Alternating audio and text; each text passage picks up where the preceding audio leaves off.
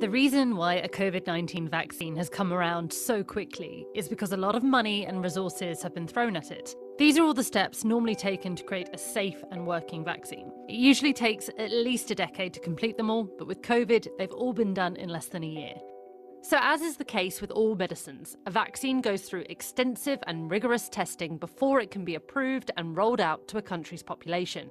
Before any testing happens in humans, the vaccine is tested on animals in a laboratory. In the case of COVID-19, ferrets, mice, and monkeys have all been used. That's because they're similar to humans in their physiology and biology.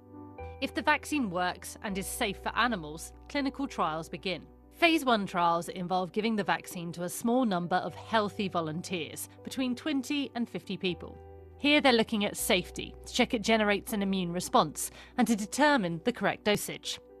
Phase 2 trials involve several hundred volunteers and look at how effective a vaccine is in humans. This group involves adults of all ages and sexes, and ideally all ethnicities. Phase 3 trials are similar to Phase 2, but they involve several thousand volunteers. They're still looking at how effective the vaccine is, but on a much broader scale. Usually these clinical trials run one after another, with time given for the data on how safe, effective and stable the vaccine is to be looked at, and to make a decision about whether the trial should progress to the next stage. But because of the seriousness of the COVID-19 pandemic, these phases sometimes overlapped. Some were even merged, but all the checks that would normally happen were still being done. Countries have been so keen to find solutions that money has been thrown at organisations to recruit more scientists to work around the clock and to hire more staff to help find volunteers more quickly.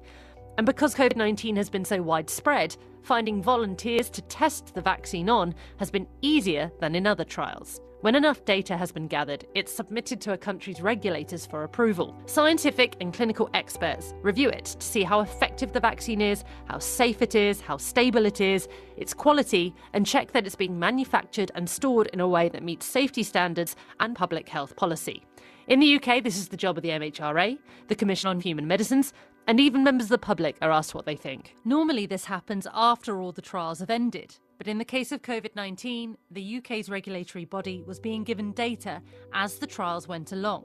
This is called a rolling review. If a vaccine is then approved, it can be given to a wider population, but the regulators keep monitoring health records and data on anyone who gets one, the same as for any vaccine or medicine. And every batch of the vaccine that is made is checked for purity and quality before it's sent anywhere.